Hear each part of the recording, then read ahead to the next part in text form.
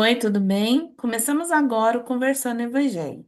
O estudo semanal do Evangelho segundo o Espiritismo, tradução de Guilom Ribeiro.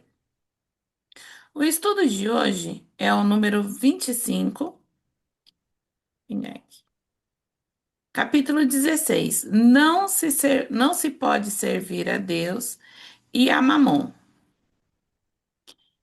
Itens do 1 ao 15. Salvação dos ricos. Preservar-se da avareza e desprendimento dos bens. Deixa eu só tirar aqui, gente, que eu fiz um. Preservar-se na avareza e desprendimento dos bens terrenos. Jesus em casa de Zaqueu, e emprego da riqueza. Parábola dos talentos e desigualdade das riquezas.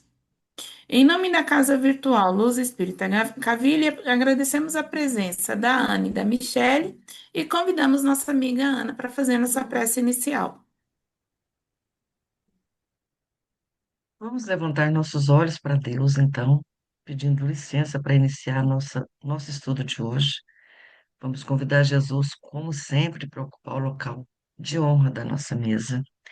Convidar a espiritualidade amiga para ficar aqui junto de nós, nos orientando e intuindo as nossas palavras. E vamos dar por iniciado o nosso estudo de hoje. Que assim seja. Que assim seja. Por que a riqueza e a pobreza podem ser provações? O acúmulo da riqueza é benéfico? O que levamos ao desencarnar? É correto se resignar diante da pobreza e da miséria e nada fazer para melhorar as condições materiais ou simplesmente acreditar que Deus quis assim e Ele proverá? É, Podem responder, meninas, eu complemento aqui. Eu ia fazer uma outra pergunta, mas depois a gente faz. Leia, primeira coisa, eu vou começar do final.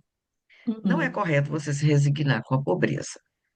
Deus criou a gente para viver bem, para viver uhum. feliz. A riqueza nem pertence a nós, a riqueza é um empréstimo. Agora, você estar rico aqui ou estar pobre é o que você precisa passar para a sua evolução, é um caminho que você tem que trilhar. Agora, daí eu nascer na pobreza e continuar na pobreza e não fazer nada para mudar essa situação, ficar estagnado também, aí entra aquela história do talento, né? Eu vou te dar tanto e você multiplica, te dou tanto, você multiplica, o outro enterra. Seria como você enterrar os talentos que você tem. Porque o seu talento não é só material, não é só o ouro, não é só dinheiro. Você tem o seu talento intelectual, que você pode desenvolver de outras formas para melhorar a sua condição financeira. E com isso, melhorar a condição de vida sua, dos seus familiares e das pessoas que estão ao seu redor, né? Estar rico aqui é uma benesse que Deus dá para que você use isso em favor das outras pessoas, a seu favor também, claro, para você também poder viver com conforto, com alegria, mas principalmente para você poder propiciar melhoria de vida ao redor de onde você está, dos seus familiares. Com o dinheiro que você tem que trabalhar seu dinheiro para colocar uma indústria, colocar uma empresa e ali você dá emprego, porque não é dar esmola, é dar emprego e isso prosperar as outras pessoas. É a mesma coisa do poder. Você dá o poder para a pessoa administrar um país, administrar uma cidade, administrar um estado, né? E aí, aquele poder dela é para melhorar tanto o local quanto a vida das pessoas em volta dela. Não adianta nada você ter o poder e não fazer nada para ajudar. E é uma questão até difícil. Uma das provas mais complicadas é o problema da riqueza, porque a pessoa, às vezes, entra soberba no meio, ela acha que é dona da verdade, e aí ela perde aquele momento de evolução dela, que teve uma vida, uma existência toda aqui, e perde esse momento de evolução. E que é o principal, né? Que você tem que aproveitar isso daí para poder crescer. E aí você pega o dinheiro e coloca na gaveta, a gaveta você não vai levar no seu caixão, e as pessoas ficam sem ter a benfeitoria que você deveria fazer e propiciar para elas. Então, e outra coisa também, às vezes a pessoa chega e fica muito, porque eu sou linda, porque eu sou rica, tal, começa a menosprezar as outras pessoas, aí essa riqueza ela começa a ser maléfica na vida da pessoa. Quando a pessoa usa isso em favor do próximo, em favor do bem da comunidade, ela é abençoada. Caso contrário, não é. Por isso que ela é mais difícil, é uma prova mais difícil que a da pobreza. Porque o pobre já nasceu lascado, né? Então, ele já vai passar pelas dificuldades, querendo ou não, e acaba se adaptando com isso.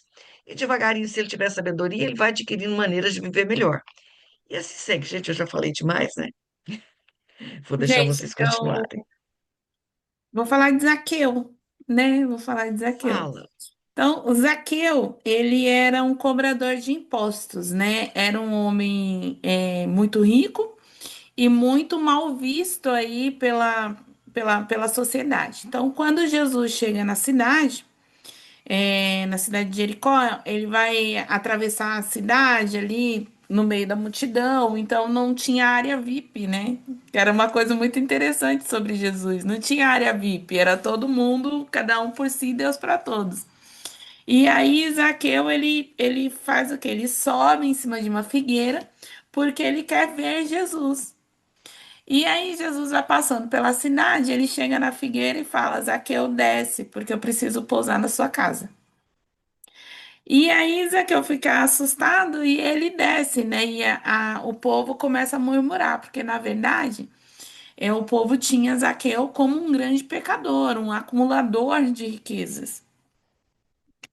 E tem uma característica aí de Jesus, né? Jesus, ele gostava era de quem pecava, né? Assim, ele gostava de todo mundo, amava todos, mas a demonstração de amor para ele não era com o perfeito, era com o imperfeito. Ele queria mostrar que a gente tinha condição, na nossa imperfeição, de ser sempre melhores. E aí ele desce e recebe Jesus, né? E Jesus vai até a casa dele e começa a conversar com Zaqueu sobre a riqueza, sobre o que, o que ele faz com o povo, né? Sobre a miséria. E Zaqueu, ele declara que ele vai dar a metade de todos os bens dele ao pobre e a quem ele cometeu algum prejuízo que ele vai restituir em até 4 vezes. E não tinha a ver, na verdade, a relação com os bens, né? Porque Deus não precisa dos bens de ninguém, porque Ele é dono de tudo. Mas é a salvação de uma alma, né? Aquela alma que se melhorou e que fez do dinheiro e deu bom proveito ao dinheiro. Porque a prova do dinheiro ela é muito difícil, né? A gente sempre tem assim uma questão que fala: quanto mais dinheiro você tem, mais fácil é para você fazer mais dinheiro. E as pessoas ficam muito viciadas nessa questão do ter, do ter e do ter, e esquece do resto do mundo. E a gente tem muitos exemplos aí. A gente tem, hoje em dia, né, com as redes sociais, eu sigo influenciadores e a gente vê muita coisa. Então, assim, são bolsas que valem milhões, né? São bolsas que salvaria aí muita gente da pobreza. Tudo bem que uma bolsa só não vai fazer diferença, mas é, já dizia, né? É, todo o meu esforço não é uma gota no oceano, mas sem a minha gota, o oceano seria muito mais vazio. Então, assim, é da Madre Teresa de Calcutá, foi ela que disse isso. Então, assim, a riqueza, ela é uma provação tanto quanto a pobreza. A pobreza é o você levantar e você ter que ir trabalhar, porque o trabalho edifica o homem. Isso é um aprendizado que a gente tem desde o começo do evangelho e foi deixado a nós, né? O acúmulo da riqueza, você acumular a riqueza só para si, ele é muito complexo, porque cadê a caridade, né? Onde que se aplica a caridade aí?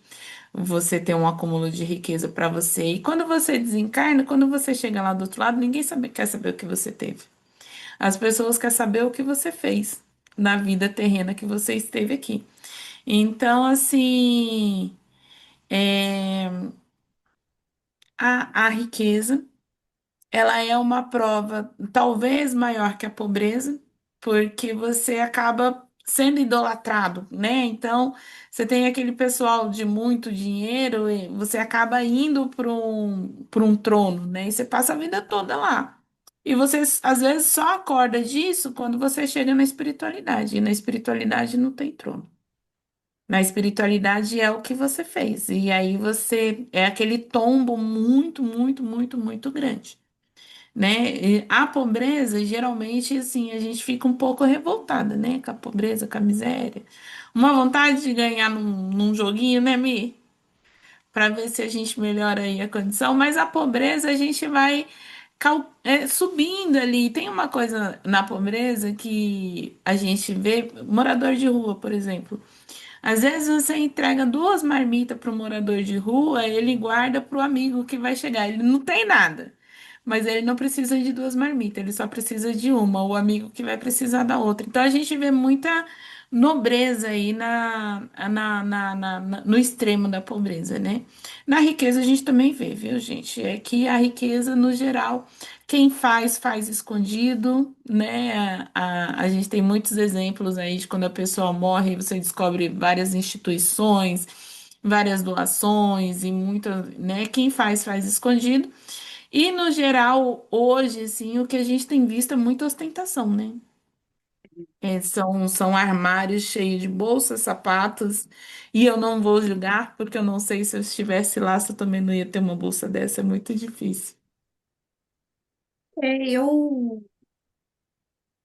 Para a gente, né, concluir, são provas difíceis porque tem, tem muita humildade, tem muita gente que é humilde sendo rico, milionário, e muita arrogância na pobreza. Eu acho que isso casa muito com o estudo anterior que nós falamos da caridade, que fora da caridade não há salvação. O que que você está evoluindo, onde que você está melhorando. Então, passa por aí, né, a evolução. E a gente precisa tanto da riqueza quanto da pobreza para melhorar, para evoluir. É, e muitas vezes o que é importante para mim não é importante para o outro. Às vezes eu preciso de milhões para estar bem, e às vezes o outro não precisa. Então, não seremos nós que vamos resolver as desigualdades do mundo, porque depende da ambição e desejos de cada um. Cada um está num nível, cada um sabe aquilo que vai lhe fazer bem nessa vida.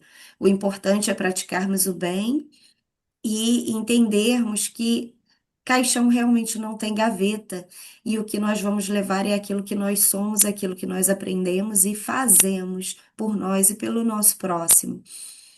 E o principal, a maior riqueza que nós podemos ter nessa vida é sair dela em paz com todos aqueles que nos cercam.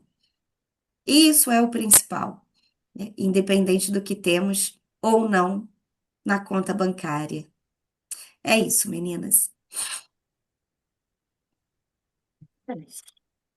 Bom, mais alguma coisa a acrescentar, Aninha? Ótimo.